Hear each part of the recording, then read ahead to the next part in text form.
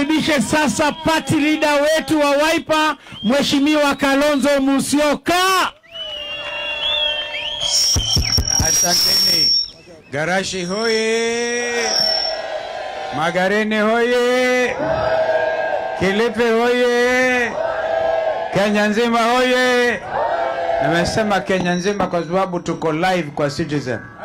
Kwa hivyo tuongee na Kenya kutoka hapa Garashi.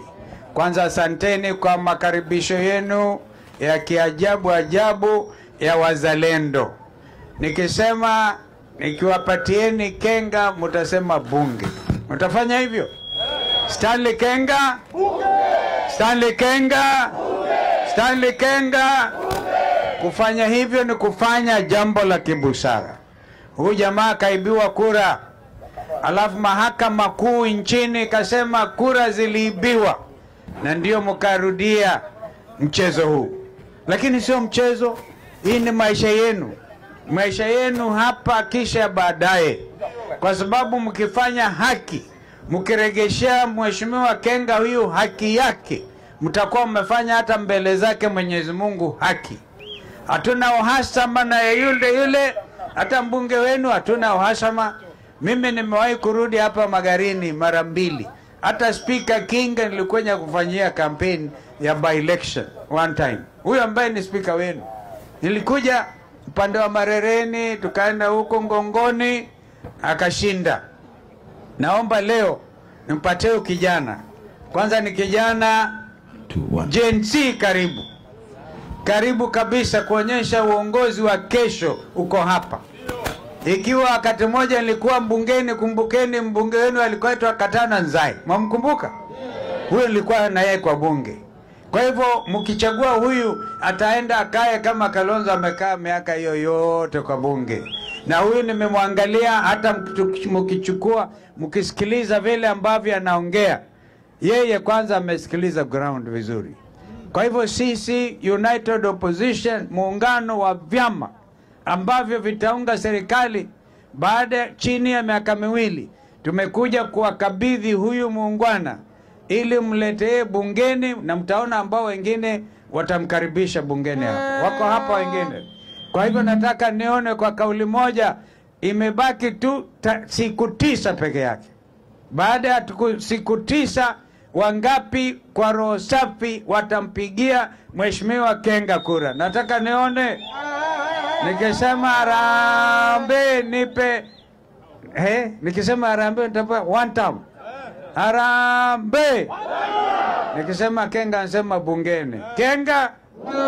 Harambee. Kenga. Kenga. Asanteni. Hawa ni wale ambao tunaungana nao hapa.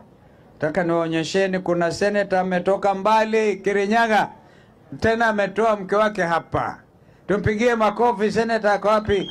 Senator Murango. Huyo kwanza atoe, alipe gharama ya kupata mrembo kutoka huku. Si namna hiyo? Analipa. Tulisikia akisema yeye ni mama safi kabisa. Alafu tuko na Secretary General wa Wiper Patriotic Front, Senator Shakila Abdalla yule. Na hapa tuka na kiongozi chipukizi. Hebu muangalie huyo. Huyo mtoto huyo. Huyo msichana amesoma. Juzi Ruto anasema sisi hatuna akili. Huyo mtoto anaweza kumsomesha Ruto. Huyo ni wakili na ametetea Gen Z Kenya nzima. Na yeye ni county women rep. Amechaguliwa kiongozi wa kina mama Kirinyaga County. Anaitwa Wakasheri. Tumpigie makofi. Na huyo kijana anaitwa Madhenge, pia anatoka Kirinyaga. Kwa kifupi ndio tuendelee mbele. Ndio niwape huyu kijana wenu na nyinyi aombe kura. Leo ni siku yake ya kuomba kura.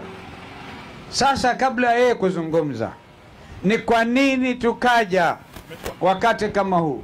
Mumeelezewa na ndugu zangu hawa kwamba ni uamuzi wa mahakama. Kwa hivyo hakuna ambaye anaweza kumwambia umebaki muda mfupi sana, hakuna haja ya uchaguzi. Hapana. Kwa sababu baada ya miaka mingine 2 mkipatia huyu mheshimiwa Kenga, tutarudi tena hapa mudhibitisha atakuwa amepata nguvu. Naona atakuwa amenona kiasi pia. Atanona kiasi. Asiponona mjue akili ni mingi. Huyu bwana amekuwa kansala hata kabla ya katiba mpya. Akawa MCA wenu mara 2. Alipofika Kilifi kule kwa county assembly akawa naibu wa speaker. Anatosha atosha. Wangapi anasema anatosha? Na mimi nimemsikiliza, ndio sisi wana Wiper Patriotic Front tukasema tutamuondoa yule ndugu yetu Nzai. Huku watu wa Giriama na Nzai ni Nzai. Wakamba najua Nzai ni ile ya kupiga mshale. Alikuwa na winda. Kwa hivyo Nzai tukamwambia wachia ndugu yako huyu, alafu huyu achukue usukani wa kuendesha bendera ya sisi wapinzani, na sio wapinzani kwa milele, wapinzani tu kwa kipindi ambacho kimesalia. Ndio basi tuondoe Kenya kwa shida hii. Ndio tunasema ukombozi, ndio tunasema one term. Harambee! Sababu ya kusema Ruto ni one term, ameonyesha uongozi dhaifu, hata heshima duniani amekosa, akaodhoreshwa kama kiongozi ulimwengu mzima ambaye na ufisadi nambari 1. Huyo ndio kiongozi wa jamii yetu ya Wakenya, na ndio sema one term. Akaongeza ushuru hapa ambaye analipwa kamshahara yake, ama mama mboga yule alisema atamuinua yeye, sasa anagandamiza kina mama.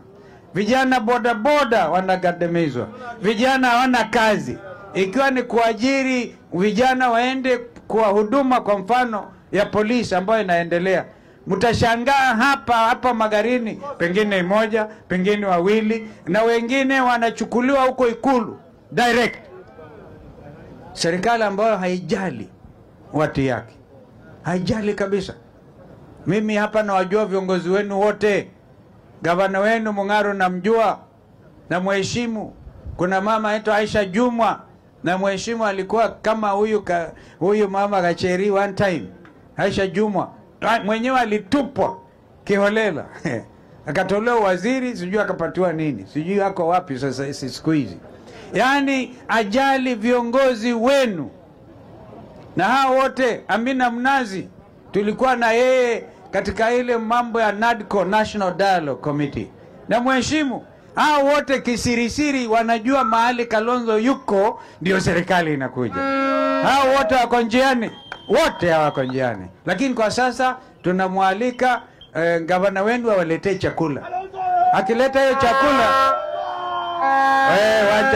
wacha wewe bana, unaniharibia mafikira yangu wewe. Kwa hivyo ni kijana tu, ni mkereketwa sugu. Unajua mkereketwa sugu? Huyu ni sugu huyu. Kwa hivyo basi tukiheshimu hayo, msiwe na hoja. Mkienda pesa zikija mkule, hizo ni pesa zenu. Mnajua ni zenu? Wangapi wanajua ni pesa zenu? Kwa hivyo mkule hiyo pesa. Juzi Ruto amekaa siku 4 huko Kitui. Watu waliletwa kwa mabasi, wengine 12,000, wakapatiwa kila mtu shilingi 7,000, wakafanywa short change. Kwingine analipa 10,000. Alipofika huko Ukambani akaona hao Wakamba ni watu hivi, kuonyesha kwamba na wajui wale wetu werefu zaidi ni Wakamba. Si hata huko kwenu kuna wengine? Si wengine wako huko wengi Wakamba? Kuna shida, kuna baina ya Mkamba na Mgiriama. Si ni jamii moja? Unasikia Ngala wakitui huko. Ngala Katana Ngala rafiki yangu. Hawa ni jamii moja. Kwa hivyo nyinyi, hizi pesa zenu ambazo zinatumika vibaya zikija kuleni, na kisha baadaye mpigie mheshimiwa kura. Wangapi watafanya hivyo? Na msije mkaangalia chini hata usikie aibu ama nini. Hapana, mwambie umeleta 500, hiyo haitoshi, kwenda leta ingine. Lakini baadaye unasema one term. Harambee! Mnataka kusikia sauti ya mbunge wenu ambaye alishinda. Ni vile tu koti kuu haingeweza kusema wewe umeshindwa, wewe chukua. Hapana, ni lazima murudi kwa raia. Ndio sasa mfanye jambo la haki, hata vizazi vijavyo vitajua watu wa Magarini mlifanya jambo la busara. Kwa hivyo mheshimiwa, karibu sana, na kama kuna viongozi loko hapa wanaweza kuwatambua, tumpigie makofi mheshimiwa Kenga.